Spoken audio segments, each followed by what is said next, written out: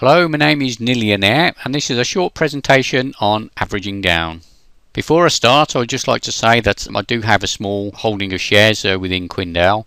I'm not a qualified investment advisor and I'm not intending to give you any financial advice concerning investments in any way or in any way attempting to influence the decisions that you make. I'm not regulated by the financial service authorities, and in any decisions that you make, you do so following your own research. I'll provide this information within this presentation based on my personal experiences with dealing with stocks and shares as a small private investor.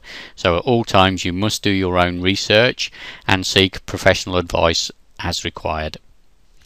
So before I launch into the spreadsheet and how to use it with respect to averaging down, just thought I'd give you a quick recap of kind of where we are with the share price. I've been a holder of Quindell stock for must be 18 months or so now. So my first initial purchase of stock was round about April 2013, which I bought in, I think it was about 13 pence old money, so probably somewhere in the region of probably £1.80 in today's post-consolidation price. And shortly after I bought the stock, there was in fact a shorting attack on the Quindell stock, and within literally a month of purchasing the stock, it actually halved in value. So having seen it rise slightly and then collapse right down, I kind of wasn't too happy. But actually the stock did quickly recover. You can see here that within 2 months the price had actually recovered to the original purchase price which had purchased it at. And we then had a long period of slow growth followed by a short period of exponential growth. And so my original investment down here, which was a modest £7,000 or so, actually turned into something like £21,000 here. I did briefly sell my stock at this top of this peak, and it started to re-go again, and there was a lot of talk on the bulletin boards that the share actually was still very much undervalued at £6, or back then the old money it was 40 pence. So there was a lot of expectations really surrounding the stock that it was going to grow to 80 pence old money, which is nearer to £12, and there was even talk of £1 for the stock. However, what has happened, as you all are aware, is that we had a disastrous period following the release of the Gotham report, which was sometime in April. And we saw a coordinated shorting attack which has caused the share price to continually erode. So for me, it didn't really kind of get too personal until we got below the £1.80 level, because most of the money which I had originally invested was back here something like a year ago. So now, having found myself underwater, I've been looking at ways in which I can try and reduce the average of my share price such that I can recover from the situation a little bit more easily. So what I've done is, on the QPP SAG site, I've actually put a spreadsheet which I'll talk through in the next section.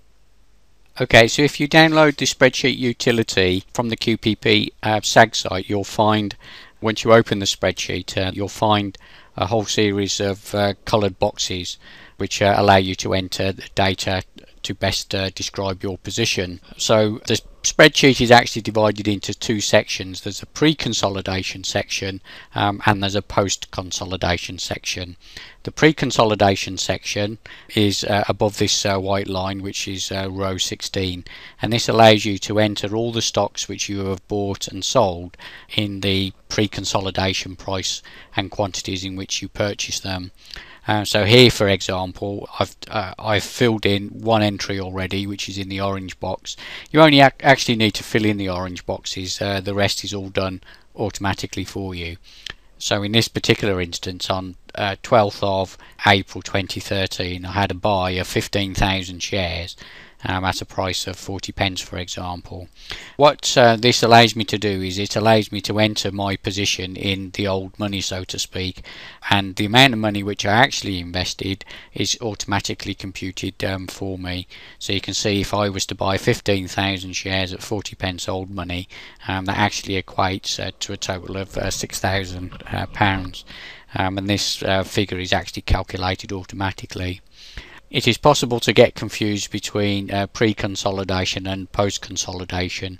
So what I have done in this particular spreadsheet is the grey section which you see here, which is just to the left of the orange section, gives you the same figures which you have entered here, but in a post-consolidation format. So 15,000 shares, for example, divided by 15 gives us 1,000 shares in terms of new money, and the price which we paid, which was 40 pence old money, would be described in the new money, which is £6 per share. You'll notice that if I multiply the new quantity by the new price, it actually equates to the same figure.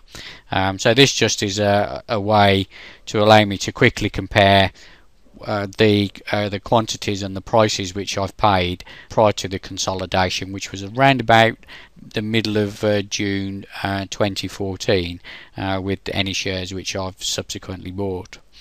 What we have down here is another section which allows us to enter the price of stock which we've bought post consolidation.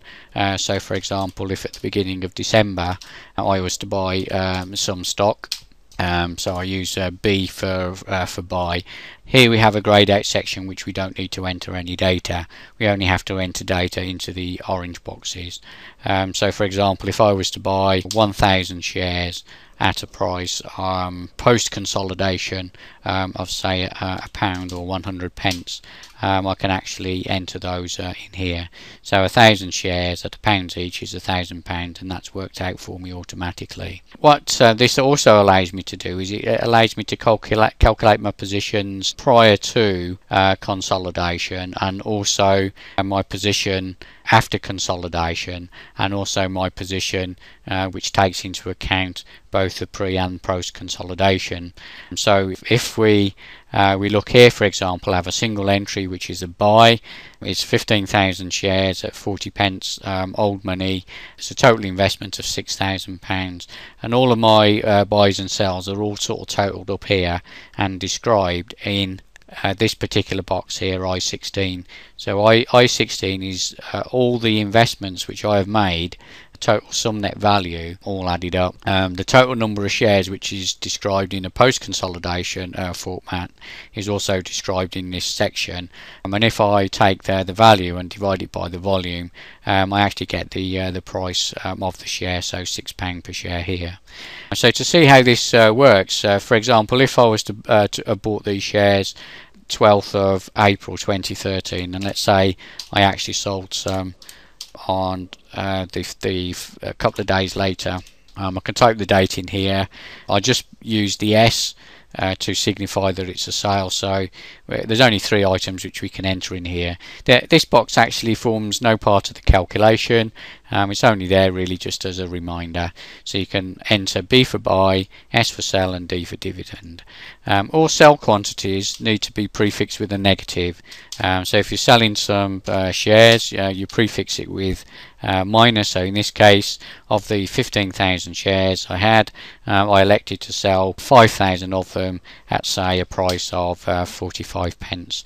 And we can see when we multiply 5,000 by 45p, we get the figure of £2,250, and this is also described for us in a post consolidation format as well. So you can see the volume has been divided by 15 and the value has been multiplied by 15, and this is a typical scenario which you may have seen if you're unfortunate to buy just before the collapse of the share price. And so here the total investment which I would have of my own money tied up in the stock now would be the original 6,000 which I paid for the stock, minus the amount which I've actually sold shortly after. So you can see the totals here give me a snapshot position of what my position was like prior to the consolidation. And so I'd have £3,750 invested in a total of 667 shares, which means that my average for the shares which I hold from that period is £5.63. The average has come down somewhat because obviously some of the shares have been sold at a slightly higher value, and therefore I'm left with some shares and the residual value of my investment, which means that if I get £5.63 for the remainder of the shares, that means that I've not lost any money. So even though I would have sold some of the shares below what I actually paid for them, this figure here gives me some indication as to what the residual value of those shares should be for my break-even point. If we just delete that entry just to make things a little bit easier to describe, so all I've done is I've just deleted that last entry. So we have a single entry here, 15,000 shares or 1,000 shares new money at £6 old money, £6,000 investments. What I can do here is I can see how buying additional shares will average my position down for me. So if I just delete all the entries in here at the moment, just so we can see what we have, you can see that currently the spreadsheet showing no purchases or no sales for this period, and all of the totals for the post consolidation equals 0, and these are summarized in this column here. So I25, box I25 contains the sum of all the purchases and sales and the amount of money that I've got tied up in the stock within this section. Also the total number of shares is described here, and the average price I paid is described here. At the moment I have a divide by 0 because I've not actually put any shares in there. But if I was to buy, say, 1,000 shares at £1, you can see here that my investment is actually £1,000. So you can see when I look at the columns again, so the box I26 has now told me that post consolidation I have £1,000 tied up in this stock, I have 1,000 shares from this period, and the average price of one divided by the other is £1. But what's really important for us is I now have a mix of shares which are bought pre-consolidation, and I have a mix of shares which are bought post-consolidation. So what is the average price for my shares? Well, what we need to do is we need to add together the price that we paid prior to consolidation and add that to the price that we have post consolidation. So I have a total investment of my money of £7,000 in this particular case, and I'm holding a total of 1,000 shares pre-consolidation plus 1,000 shares post-consolidation. So I hold a total number of 2,000 shares. So if I take the £7,000 and divide it by the 2,000 shares, I get an average price of £3.50. So you can see here my original investment, which was £6,000, means that my break-even point is £6 per share. But by actually buying only £1,000 worth more of shares at a price like £1, the actual average for the price has actually come down to £3.50.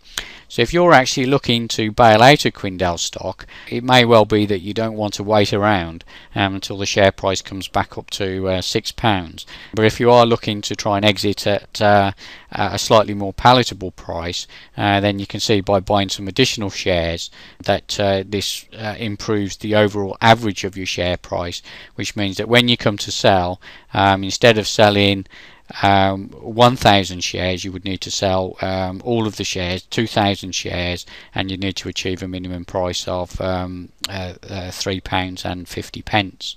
You could be a little bit more bold, for example. So we could say that we wanted to buy 2,000 more shares, and we can see how that affects the price. So if I hit the return key now, so with an additional investment of £2,000, we can see by looking at this figure here, which is in box K30, that the overall average price of the share comes down to £2.60. If I was to spend the same amount of money which I'd originally purchased, so if I want this figure here to be equal to £6,000, for example, I could actually buy 6,000 shares. So you can see Pre-consolidation I invested £6,000, and post-consolidation I've purchased 6,000. The total shareholdings which I would have would be 7,000, and the total investment would be 12,000. So again, if you divide the 12,000 by the 7,000, we actually have an average price of £1.71. And so you can see by buying extra shares, it's much easier to recover your funds if you think that £1.70 is more achievable than, say, a figure of £6. Today's reality is that the share price is nearer 37 pence. So if I just change this figure here to be reflective of kind of what we're actually seeing today, and again, if I was to invest the same amount of the same amount of pound notes as that I invested pre-consolidation, I can play around with this figure here. So if I type in 16,000 shares, that's roughly £6,000, as you can see here. So if I bought 16,000 shares at 36p and invested another £6,000 into this stock, you can see my total investment is still around about £12,000, but I actually would have 17,000 shares. And so my break-even point has actually come down from £6 to 69p, and 69p is a lot easier to achieve than £6 if you're looking to recover your money. However, this does assume that the share price is actually going to recover, and this is the big conundrum. If we all knew what the share price was going to recover to, it would make the investing decision a lot easier. So you need to kind of have some understanding maybe of where you think the share price will be, and you need to scale your investment decisions accordingly. So there's one more feature of the spreadsheet which I'd like to describe to you, and that's the sell-all price. If we feel that we're going to achieve a price of 330 pence, for example, at some point in the future. So here you can see by putting a figure of 330 into this orange box here, we can multiply that price by the total number of shares which we currently hold to get a sell-all value. Now if we subtract from the sell-all value the original investment value, we get this bright yellow box here, which is the actual profit from the deal. So in this particular case, if I had actually bought 1,000 shares at 40p old money at £6,000, and I was then to spend another £6,000 at the rock bottom price of 36 pence, I'd have a total investment of £12,000. But if I was to sell out at £1, which is not too far from where we are, we can see that in addition to recovering my £12,000 or so investment, I would also make £5,000 of profit on the deal. This does of course assume that the share price is going to recover. So on the downside, of course, is if the share price does reduce even further from 36 pence down to 20 pence, not only will you have lost money on the original investment which you put in, but also the additional shares which you purchased to help reduce your average. You'll have lost money on both sets of shares effectively. So with this in mind, obviously use the spreadsheet with some caution. Okay, and thanks for listening. In addition to the Quindell SAG forum, there are a couple of additional resources. There's the Quindell Echo, which most of you are probably aware of. We also have the Word on the Street, which is a digital newspaper effectively, which is run by Ron Clifton. We obviously have the Quindell website as well, with the investor relations section. And of course we have the LSE, the London South East board, and we also have the Interactive Investors website as well. Thank you for listening. This is Nillionaire.